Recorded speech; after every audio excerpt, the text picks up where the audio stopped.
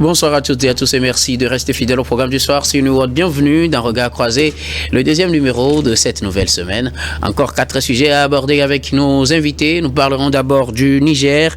Le budget de la défense va désormais échapper à tout contrôle. Notre deuxième sujet concerne le Burkina. Parler d'enlèvement ou de réquisition. Est-ce une stratégie de la terreur ou plutôt un redressement patriotique? Nous en parlerons avec nos invités. Notre troisième sujet nous amènera en Afrique centrale. Le Gabon réintègre la CEEAC.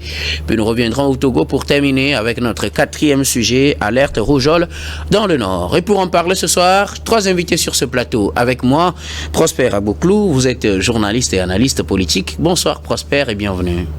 Merci, Dr Guillaume, pour l'invitation. Bonsoir à tous les téléspectateurs. Un réel plaisir d'être ensemble tous les soirs, surtout pour nos amis lecteurs du 3W Togo Football.tg. Merci beaucoup à vous, Prosper, d'avoir répondu à notre invitation. À côté de vous, Germain Pouli. Vous êtes journaliste, directeur de publication de Togo Réveil. Bonsoir, Germain, et bienvenue. Bonsoir docteur, bonsoir à tous les téléspectateurs de Niveau TV. Merci beaucoup à vous Germain d'avoir répondu également à notre invitation. Notre troisième invité ce soir, Adam Adrenou, vous êtes également journaliste et directeur de publication de Vision d'Afrique. Bonsoir Adam et bienvenue. Bonsoir docteur Guillaume, merci de m'avoir invité. Bonsoir à toutes celles et à tous ceux qui nous suivent de par le monde. Merci beaucoup à vous tous d'avoir répondu à notre invitation. Avec vous, nous allons aborder notre premier sujet. Nous prenons la direction du Niger. Le budget de la défense va désormais échapper à tout contrôle. C'était à travers un décret pris en date du 23 février 2024 et que le général Abdourahmane Tiani, président de la transition au Niger, a abrogé toutes les dispositions permettant de contrôler les dépenses en matière de défense au Niger. Le contrôle des dépenses de l'État en matière de défense donc est abrogé par ce décret. L'information n'a été rendue publique qu'en ce début de semaine par RFI et l'on s'interroge sur l'utilité d'une telle disposition, d'un tel décret pris par le président de la transition. Cela rappelle de malheureux événements. On se rappelle du MDN Gates au Niger en 2020. Cette affaire de détournement ou d'accusation ou de soupçon de détournement de fonds publics d'usage d'écriture en faux au niveau du ministère de la Défense nationale au Niger, qui avait créé un tollé à l'époque dans le pays. Certains craignent qu'une telle disposition ouvre la voie à la lutte contre, ouvre la voie plutôt à la corruption et à l'impunité, et que des gens se permettent finalement de faire des détournements puisqu'il n'y aura plus de contrôle sur les dépenses en matière d'armement. Nous en parlons avec vous sur ce plateau. Je commence par vous, Prosper Agboklou. Le président de la transition au Niger annule ou bien abroge les dispositions permettant de contrôler toutes les dépenses liées à l'armée, et ce jusqu'à la fin de la durée de la transition. Oui, je crois que c'est une question de souveraineté internationale, de souveraineté nationale, à dire, du côté du Niger. Le Niger est en guerre et toutes les dispositions normales auxquelles on puisse s'assujettir peuvent être abrogées, parce qu'on se souvient, en temps de Covid, le gouvernement togolais avait pris des dispositions par ordonnance. On peut diriger, dans des situations exceptionnelles, un gouvernement peut faire donc des réaménagements qui puissent apporter ne serait-ce que comme on appelle une solution à un problème donné. Et je crois quand même que comparer ce qui s'est passé en 2020 par rapport à ce sujet à cette situation de MDN Gates par rapport à la disposition prise donc par le général Tiani aujourd'hui, je crois que c'est s'inscrire en faux contre les réalités, parce que la société civile qui est en train de dénoncer, les sociétés civiles qui est en train de dénoncer, parce qu'il y a pas mal de personnes qui se sont levées, oublie que le Niger est dans un état exceptionnel et que prendre des dispositions pour assouvir, je ne dirais que les besoins donc de l'armée, peut se révéler secret. Parce que pour moi, lors de la deuxième guerre mondiale, la France avait pris des dispositions et ça n'avait pas été voté nulle part. Donc je crois que les Africains doivent, franchement, moi, à mon avis, quand j'ai lu l'étude, je m'en suis vraiment moqué. parce qu'on est dans une situation exceptionnelle. Le Niger est en guerre. On a un gouvernement qu'on dit illégitime, mais qui est en train de refonder l'État du Niger. Donc ce n'est pas en ce moment, pour moi, je trouve que c'est normal qu'on puisse le faire. Maintenant, c'est la fin qui justifie les moyens. On peut se demander pourquoi est-ce que les autorités nigériennes ont pris cette disposition. C'est juste que ce sont des dispositions qui sont appropriées comme on appelle, aux décisions des militaires de pouvoir s'assujettir un certain nombre donc, de créneaux pour permettre à ce que l'on puisse avancer, puisse faire les choses. Oui. Alors, je voudrais avoir une précision, ou du moins apporter une précision. Là, le décret annule toutes les dispositions qui permettent de contrôler les dépenses. Oui. Pas que le décret dit qu'il ne faut pas faire des dépenses ou qu'il faut faire des dépenses allant jusqu'à un seuil donné. Ce que les gens craignent, c'est que s'il n'y a pas de contrôle, on pourrait détourner de l'argent. Est-ce qu'il ne serait pas peut-être bien, comme le disent certains, de faire ces dépenses et de faire du contrôle, mais classer les résultats des contrôles comme étant top secret ou secret défense pour qu'ils ne soient pas divulgués, mais qui est quand même au sein de l'armée une unité qui contrôle les dépenses pour éviter que des gens ne détournent. C'est en fait ça l'inquiétude des gens. Oui, je ne pense pas que le gouvernement nigérien s'est déjà prononcé sur la question. C'est un décret qui... Quand on abroge les dispositions permettant de contrôler, est-ce que ce n'est pas la porte ouverte au détournement et à la corruption? C'est l'interrogation. Mais j'ai l'impression, en fait, pour moi, avant de prendre cette disposition, le gouvernement a mis des garde-fous. Il aurait mis des garde-fous parce que pour moi, on ne peut pas se lever et prendre des décisions à l'emporte-pièce. C'est comme si on insulte l'intelligence de ces gens-là qui veulent, je ne pense pas que Tiani est là aujourd'hui pour permettre le détournement. Et moi, je m'inscris en faux par rapport à ça. Tous ceux qui ont été là n'ont jamais avoué qu'ils étaient là pour permettre le détournement. Et pourtant, il y en a bien eu. Oui, c'est pourquoi je dis on est dans un état exceptionnel. Dans une situation exceptionnelle qui demande, selon moi, à mon avis, des dispositions exceptionnelles. Et donc, dans cette situation, vous pensez qu'il n'y aurait pas des militaires véreux, des officiers, des généraux qui aimeraient quand même profiter de cette porte ouverte pour détourner? Vous pensez qu'il n'y en aura pas? Non, je dis, il peut y en avoir. Alors pourquoi ne pas prendre les dispositions pour les contrôler? Non, ce que je dis tout simplement, je ne pense pas, je crois que c'est à la fin de toutes les dispositions qu'on engage les comptes. À la fin de compte, chacun aura à se justifier. Maintenant, je crois que si le pouvoir militaire prend ces dispositions-là, c'est de pouvoir mettre tout le monde devant ses responsabilités. Et moi, je me demande, pour les Nigériens aujourd'hui, est-ce que c'est la sécurité qui compte? Parce que c'est vrai qu'on a mis en place ces garde-fous-là dans tous les pays où il faut contrôler donc le truc de... Mais la corruption est toujours là. Donc pour moi aujourd'hui, si on doit mettre ce problème-là en avant-garde, je crois quand même que la société civile telle qu'elle se prononce sur le sujet, pour moi, est en porte-à-faux. Puisque aujourd'hui, est-ce que les Nigériens veulent garder l'argent? Enfin, je ne cautionne pas la corruption, mais je dis, est-ce qu'ils pensent plus avoir l'œil sur l'argent que d'avoir la sécurité? Et si on affecte l'argent, c'est pour pouvoir contrôler, acheter les armes. Aujourd'hui, la France passe à multiplier son budget militaire. Et quand elle a pourquoi le Niger ne ferait pas pareil en multipliant et en laissant l'accès au contrôle pour qu'on puisse vérifier si les gens ne détournent pas? Parce que pour moi, il n'y a pas de problème. Parce qu'en fin de compte, il y aura toujours un bilan. Il y aura des documents qui, pour approprier, on achètera les armes chez comme on appelle, des marchands d'armes. Et on aura toujours des pièces justificatives. Maintenant, si on doit laisser tout le monde contrôler, aller encore par des procédures, passer par là, contre ceux qui vont dénoncer, la plupart du temps font partie des corrupteurs aussi. Merci beaucoup. Donc, à vous, Prosper. Agboklo, alors, vous disiez tout à l'heure qu'entre-temps, il y a des systèmes qui ont été mis en place pour contrôler, pour permettre la lutte contre la corruption, et pourtant la corruption continue, si j'ai bonne mémoire par rapport à ce que vous avez dit. Alors, s'il y a des verrous et les gens passent par des fenêtres pour voler, imaginez qu'on qu'on saute finalement le verrou? N'est-ce pas la porte largement ouverte Puisque pour moi, que les gens puissent massivement... Ok, d'accord. Le problème pour moi, c'est que le Niger retrouve sa sécurité. Peu importe les moyens pris, les dispositions prises pour contrôler ou pas. Alors Adam, c'est l'inquiétude aujourd'hui de la société civile au Niger.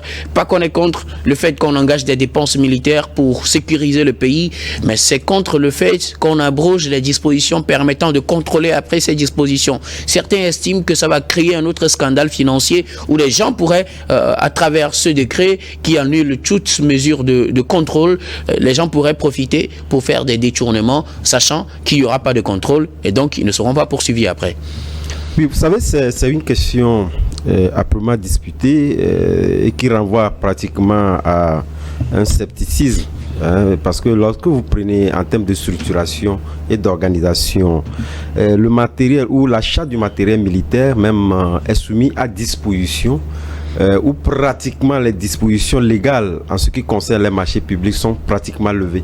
C'est justement pour justifier le fait que on a besoin de la célérité, on a besoin il y a des urgences qui impliquent à ce que on puisse sauter ces verrous-là et faire en sorte que je parle des verrous, des dispositions de passation de marché. Déjà, les marchés au niveau de l'achat du matériel militaire bénéficient déjà de cette situation qui permet véritablement d'aller vite.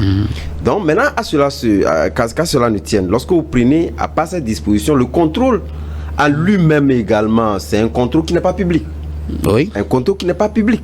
Ça voudrait dire que, comme je l'ai dit, en termes de structuration, on a tellement de dispositions qui roulent en faveur des dispositions d'achat, de célérité et d'augmentation du budget. Lorsque vous prenez pratiquement dans tous nos pays, les budgets ont été pratiquement augmentés compte tenu de cette question d'insécurité que nos pays vivent aujourd'hui. Donc moi je ne vois pas en réalité si aujourd'hui la société civile et d'ailleurs même d'autres acteurs s'impliquent davantage pour comprendre en réalité le pourquoi de cette disposition là. Ils ont raison, puisque jusqu'au jour d'aujourd'hui moi j'ai cherché, je n'en trouve pas. C'est vrai, non pas de l'urgence ou justifié par la question d'insécurité qui pousse à ce qu'on le lève, mais il n'y en a pas tout. Parce que jusque là, les dispositions, c'est vrai que la question de similitude entre les pays, on a vu le Mali qui a pratiquement quadruplé son budget aujourd'hui est fortement là. Bon, on n'a pas vu cette disposition. Peut-être que cela a été rendu secret jusqu'au jour d'aujourd'hui, mais personne n'a dit que le Mali ou pratiquement a levé le verrou des dispositions qui permettaient donc de contrôler donc l'achat du matériel. D'ailleurs, même ce contrôle, comme je l'ai dit, à lui-même n'est pas un contrôle ouvert à tout le monde. C'est secret. Donc, je me pose la question de savoir, et en réalité, dans des pays où nous avons des malversations, vous l'avez dit, vous l'avez cité tantôt, où le Niger, et avec les mêmes acteurs qui étaient là par le passé, qui étaient des acteurs qui pratiquement, plus ou moins, étaient impliqués. C'est vrai que des noms ont été cités, mais il n'en demeure pas moins que lorsque vous prenez toute la chaîne, que vous retrouvez pratiquement ces mêmes acteurs qui sont aujourd'hui au pouvoir. Donc, ce verrou, pour moi, la question justifiée par la question militaire ne justifie pas en réalité ce lever de verrou-là. Il peut avoir... Vous rejoignez peut-être la société civile qui estime que ce serait une porte ouverte au détournement public. Oui, c'est possible, c'est possible. On peut l'estimer ici. C'est vrai que dans le cheminement, les mêmes acteurs, comme je l'ai dit, qui peuvent être impliqués par le passé dans ce détournement-là aujourd'hui, ils sont toujours là. Ils sont toujours là, mais en fait, sont aujourd'hui les dirigeants.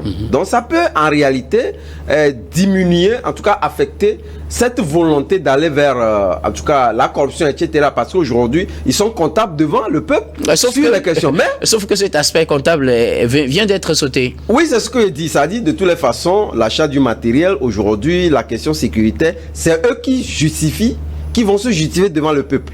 Donc ça voudrait dire quelque part qu'on ne peut pas mettre la propension seulement sur la corruption, etc. Mais nous cherchons toujours, mais nous pensons que c'est une évidence qu'on ne peut pas aujourd'hui enlever. De toutes les façons, c'est un pays qui a déjà connu cela. Donc nous, on ne peut pas nous demander de soustraire ces questions de nos analyses. Parce que rien à l'étape actuelle ne justifie pas en réalité le non-contrôle. Parce que déjà, dans la disposition, il y a déjà des dispositions qui leur permettent d'aller vite, qui leur permettent d'avoir un contrôle qui n'est pas ouvert. Donc je ne vois pas ce qui peut justifier en réalité sauter ce verrou de non-contrôle. Alors merci à vous Adam. Germain Pouli, le contrôle des dépenses liées à l'armée vient d'être sauté par ce décret pris le 23 février par le général Tiani, ce qui suscite aujourd'hui des inquiétudes au niveau de la société civile qui craint qu'on ait un scénario MDN bis, que des gens se permettent de détourner des fonds destinés à l'armement du pays. Oui, l'inquiétude de la société civile nigérienne est fondée parce que la loi prévoit qu'il y ait des verrous déjà au niveau de la passation des marchés. Donc, il y a une loi sur les marchés publics. Maintenant, les militaires qui sont au pouvoir ont décidé d'enlever ce verrou-là. Et moi, j'apprécie cette décision sous un angle un peu différent par rapport à la mission de ces militaires-là, qui sont venus essentiellement pour combattre le terrorisme. Et je pense qu'ils font de l'armement une stratégie de lutte. C'est-à-dire ne pas dévoiler ce qu'ils achètent. Voilà, ils n'ont pas envie qu'on contrôle ce qu'ils achètent et comment ils achètent. Moi, je vois ça un peu sous ce angle, surtout que ce décret... Mais est-ce qu'ils ne peuvent pas contrôler entre eux-mêmes et les classer secret défense pour que tout le monde ne le sache pas, mais qu'eux-mêmes ils sachent quand même tel montant a été dépensé pour acheter, si effectivement ça a été acheté, non, ça n'a pas été acheté? Oui, non, je crois que le contrôle est possible à tout moment, parce qu'ils ont circonscrit quand même ce décret-là durant la durée de la transition. C'est dire qu'ils savent qu'on ne peut pas, de façon indéfinie, fonctionner comme ça. Mais la transition a une durée et elle a un objectif, c'est de lutter contre le terrorisme. Et pendant cette durée, les militaires ont besoin qu'il n'y ait pas un contrôle sur l'achat des armes, sur les travaux effectués au ministère de la Défense, à la présidence et un certain nombre de choses. Moi, je vois que nous, on est des civils, mais stratégiquement, peut-être que les militaires savent l'objectif qu'ils poursuivent en voulant garder ça secret. Maintenant, après la transition, s'il y a des casseroles, on le saura. On saura qu'il y a eu tel sou. C'est des budgets quand même qui sont votés, qui ne sont pas effectivement affectés aux achats ou s'il y a eu des surfacturations, un certain nombre de choses. Donc moi, je vois ça beaucoup plus sous l'angle stratégique. Mais en même temps, ça peut aussi, comme vous le dites, être une porte ouverte à des malversations au niveau de la haute hiérarchie militaire. Mais vu qu'on est dans une situation exceptionnelle, je pense que ce gouvernement a le droit de le faire. Il y a des pays où ils ne sont pas dans des situations exceptionnelles. Prenez un pays comme la Chine, qui ne communique même pas sur ce genre de situation. Aujourd'hui, personne ne peut vous dire, même le budget de la Chine en ce qui concerne l'armement, ils ne veulent pas communiquer, les Russes, les Américains. Est-ce qu'il n'y a pas une différence entre ne pas communiquer et puis ne pas contrôler? Parce que c'est deux choses différentes. Oui, c'est la même. On peut contrôler et ne pas communiquer. Oui, quand ils disent de ne pas contrôler, bon, moi je pense à une entité externe. Parce que celui qui agit ne peut pas se contrôler. C'est-à-dire que si les militaires eux-mêmes se contrôlent, ce n'est pas le contrôle. Il faut une entité différente qui n'est pas mêlée à l'action pour venir contrôler. Et je pense que c'est ce qu'ils ne veulent pas. C'est ce que les militaires ne veulent pas. Moi, je le vois sous ce temps stratégique, mais après, ça peut être effectivement une façon pour les militaires de s'enrichir aussi, en brisant ce verrou-là. Mais disons-nous que, puisque la loi est circonscrite dans un délai, il précise bien pendant la durée de la transition, c'est dire que c'est pour des besoins réels qu'ils le font. Mais après, vous savez, les hommes peuvent dire quelque chose, on est aussi en politique, on peut dire certaines choses et derrière, il y a des non-dits. Donc la société civile a effectivement le droit de s'inquiéter. Il appartient aux militaires de les rassurer que l'argent du Niger sera utilisé à bon escient, effectivement, pour combattre le terrorisme. Merci beaucoup à vous. Nous allons marquer la première pause, puis on revient juste après pour la suite de cette émission.